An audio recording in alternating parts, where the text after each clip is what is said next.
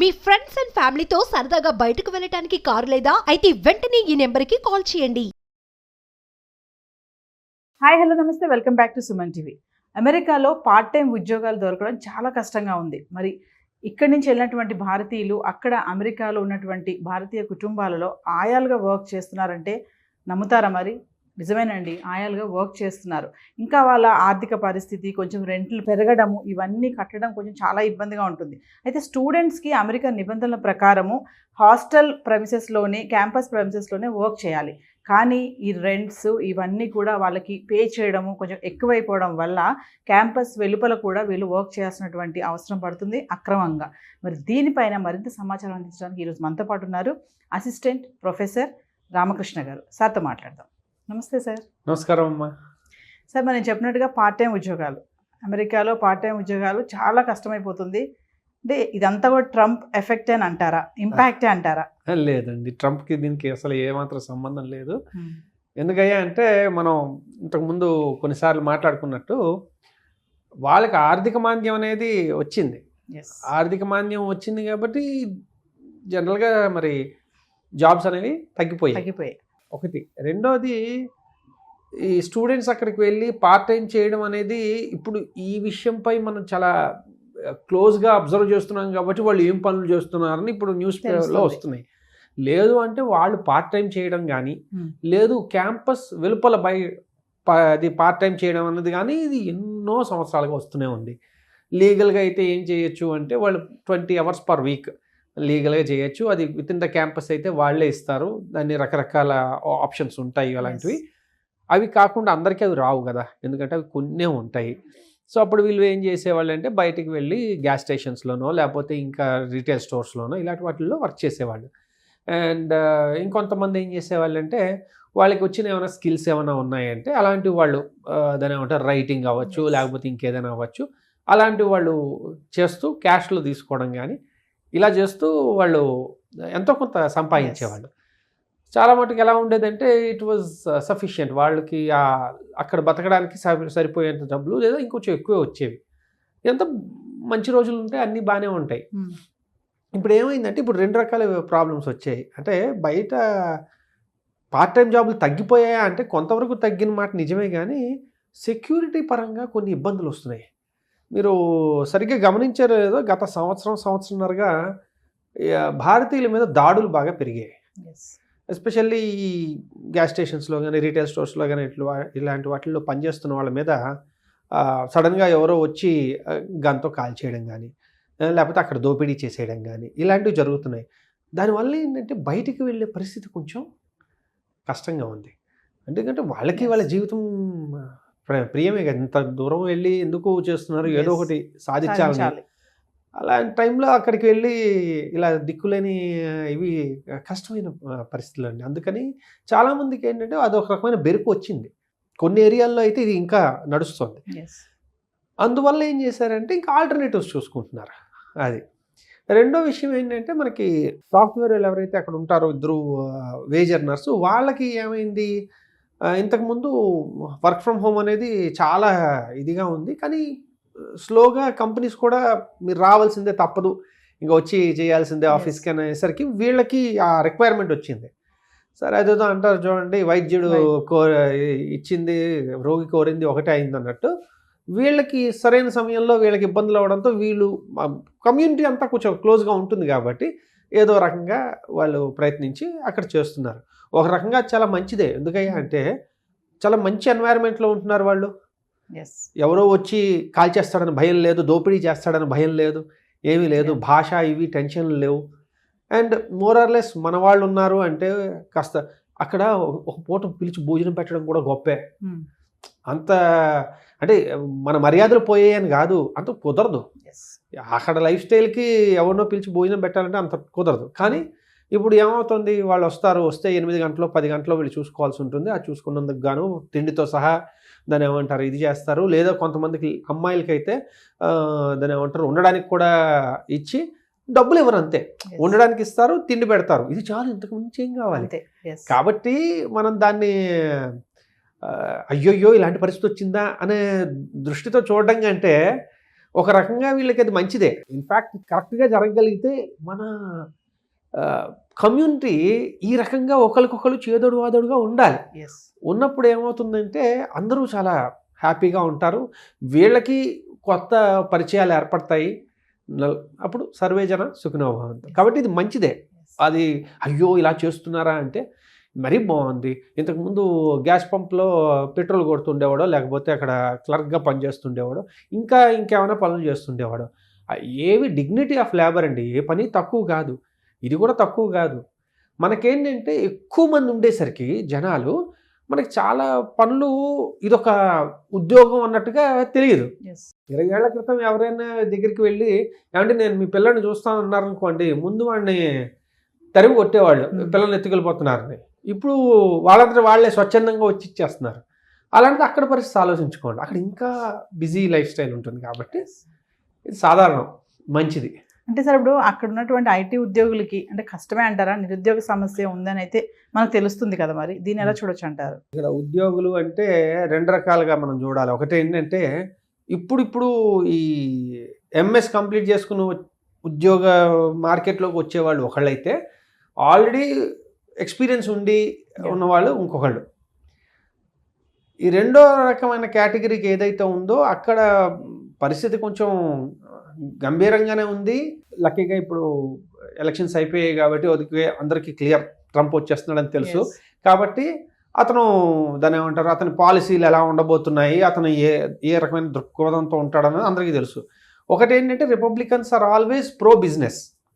వారు బిజినెస్ని ఎలా అభివృద్ధి చేయాలన్న దీంతో వాళ్ళు చూస్తారు. ఏ రకంగానూ దాన్ని ఏమంటారంటే ఈ విషయంలో అయితే మాత్రం కన్ఫర్మ్. కాబట్టి ఇన్వెస్ట్మెంట్స్ అవి ఇంప్రూవ్ చేసి అమెరికాని అభివృద్ధి పదాల్లో ఎలా నడిపించాలనే దృష్టితోనూ వాళ్ళు ఆలోచిస్తారు. కాబట్టి బిజినెస్ అంత భయపడాల్సిన అవసరం లేదు, మెల్లగా పుంజుకోవచ్చని ఆశించవచ్చు. కాబట్టి ఈ చిన్న ఒడిదొడుకులు ఏవైతే ఉన్నాయో, కొంతమంది ఉద్యోగాలు పోయి ఆ బెంచ్లో ఉండడమో లేదంటే ఇంకేమైనా రకాలు ఉన్నవి కూడా మెల్లగా సర్దుకోవచ్చనే మనం అభిప్రాయపడచ్చు. ఎందుకంటే ఏనాడు ఆయన ఎవరిని టార్గెట్ చేసి ఇదిగో ఈ మొత్తం కంపెనీలు మూయించేస్తాం లేకపోతే ఇంక ఇది ఇలా చేస్తాం అనేది ఏనాడు లేదు. Is always pro business. He himself is a business man. కాబట్టి బిజినెస్ బాగానే ఉంటుంది. అయితే మరి అక్కడే పుట్టి అక్కడే పెరిగిన వాళ్ళకు కూడా ఉద్యోగాలు కష్టమే అంటే ఏమంటారు? మరి ఏమి లేదు, వాళ్ళు అమెరికన్ సిటిజన్స్ అండి. వాళ్ళ గురించి మనం ఇంకా భారతీయులు అనుకుంటున్నాం, కానీ ఒక రకంగా చెప్పాలంటే వాళ్ళు అమెరికన్ సిటిజన్స్. ఇప్పుడు భారతదేశంలో దాని ఏమంటారు, ఆర్థిక మాంద్యం వచ్చింది, ఉద్యోగాల కొరత వచ్చింది అనుకోండి, ఏం చేస్తున్నాం? భారతదేశంలో ఉంటున్నాం, కొన్నాళ్ళు ఫైట్ చేస్తాం, తర్వాత మళ్ళీ ఉద్యోగాల్లో జాయిన్ అవుతాం. వాళ్ళు అంతే. అయితే ఏంటంటే మనకి ప్రతిదీ దాని ఏమంటారు, ఈ అర్థంలో చూస్తాం అన్నమాట, భారతీయులు భారతీయులు భారతీయులు అని. ఇప్పుడు వాళ్ళ వివేక్ రామస్వామి ఉన్నాడు, ఆయన భారతీయ సంతతికి చెందినవాడే, కానీ పుట్టి పెరిగింది అక్కడే. ఓకే, ఆయన భారతీయ మూలాలు ఉండడం వల్ల భారతీయ తత్వాన్ని చాలా గట్టిగా జీర్ణించుకోవడం వల్ల భారతీయుడు అని అనుకుంటున్నాం. కానీ అతను మొట్టమొదటి ఆలోచించేది ఎప్పుడూ అమెరికా ఫస్ట్. కాబట్టి వాళ్ళందరూ అమెరికన్స్ అండి, కాబట్టి భారతీయుల్లా కనబడుతున్నారు అంతే. కాబట్టి మనం ఏదో ఆందోళన పడుతున్నాం, వాళ్ళకి అదేం లేదు. వాళ్ళకి అదే వాళ్ళ దేశం, అది వాళ్ళు అక్కడి నుంచి ఎక్కడ పారిపోతారు. కాబట్టి ఇంకేమీ లేదు. సార్ ఇప్పుడు మీరు H1 గురించి చెప్పారు, అక్కడే ఉంటున్న వాళ్ళ గురించి మాట్లాడారు. ఓకే, అక్కడే పుట్టి అక్కడే చదువుతున్న వాళ్ళ గురించి చెప్పారు. మరి ఇక్కడి నుంచి ఎంఎస్ చేయడానికి అక్కడికి వెళ్తారు కదా, మళ్ళీ వాళ్ళ పరిస్థితి ఏంటి? మొట్టమొదట ఏమవుతుందంటే, ఈ ఎంఎస్ చదువుతున్నప్పుడు వాళ్ళు కరికులంలో భాగంగా వాళ్ళు బయటికి వెళ్ళి ఎంతో కొంత ప్రాక్టికల్ ట్రైనింగ్ అనేది పొందవచ్చు. దాన్ని CPT అంటారు, కరికులర్ ప్రాక్టికల్ ట్రైనింగ్. సో 1వ సెమిస్టర్ అయిపోయిన తర్వాత కానీ 2వ సెమిస్టర్ అయిపోయిన తర్వాత కానీ అక్కడ దగ్గరలో ఉన్న కంపెనీల్లో వాటిల్లో పెయిడ్ కానీ అన్పెయిడ్ కానీ ఇంటర్న్షిప్లు వాళ్ళు చేసుకోవచ్చు. ఎందుకంటే వాళ్ళకి అనుభవం రావాలి, అలాగే ఏమైనా సంపాదించుకోగలిగితే, అది సంపాదన అనేది మెయిన్ కాదు, అందులో మేజర్ అనుభవం సంపాదించడం కోసం. దాని తర్వాత OPT అని ఉంటుంది. OPTలో ఏమవుతుంది అంటే, ఎంఎస్ కంప్లీట్ అయిపోయిన తర్వాత 1 సంవత్సరం పాటు వీళ్ళు ఎక్కడైనా పెయిడ్ కానీ అన్పెయిడ్ కానీ ఇంటర్న్షిప్స్ చేయొచ్చు. ఇది చేయడం వల్ల ఏంటంటే వాళ్ళకి నాలెడ్జ్ అది వస్తుంది. ఫుల్ ఫ్లెడ్జ్డ్ ఎంప్లాయీస్ కాదు వీళ్ళు, జాబ్ ఇంకా రాలే, ఎందుకంటే ఎవరు H1B స్పాన్సర్ చేయలేదు. అలా చేయలేని పరిస్థితుల్లో ఓకే, H1B స్పాన్సర్ చేసేసారు, సంతోషం, ఇంకా అప్పుడు ఇవన్నీ ఉండవు. అవన్నీ జనరల్గా అంత ఇదిగా అవ్వనప్పుడు వీళ్ళు సంవత్సరం పాటు OPTలో ఉంటారు. OPT ఉన్న తర్వాత సంవత్సరం అయిపోయిన తర్వాత మళ్ళీ ఇంకొక 2 సంవత్సరాలు దీన్ని ఎక్స్టెండ్ చేసుకునే అవకాశం ఉంది. ఓకే. ఓకే, ఆ ఎక్స్టెండ్ చేసుకున్నా కూడా సేమ్ ఇవే నిబంధనలు వర్తిస్తూ ఉంటాయి. అంటే H1Bలో వాళ్ళు లేరని అంటే ఏమిటి, ఎంఎస్ అయిన 3 ఏళ్ళ దాకా వీళ్ళు ఎలాగోలాగా కింద మీద పడి అక్కడ ఉండే అవకాశం ఉంది. ఉండి ఇలా చేసుకుంటూ ఉంటారు అక్కడ ఉండడం కోసం. అది అయిన తర్వాత ఉదాహరణకి H1B రాలా, ఎవరు ఇవ్వలా, వీళ్ళు ఏం చేస్తున్నారు, ఇంకో ఎంఎస్లో ఎన్రోల్ అవుతున్నారు. ఓకే. లేకపోతే పిహెచ్డీలో ఎన్రోల్ అవుతారు.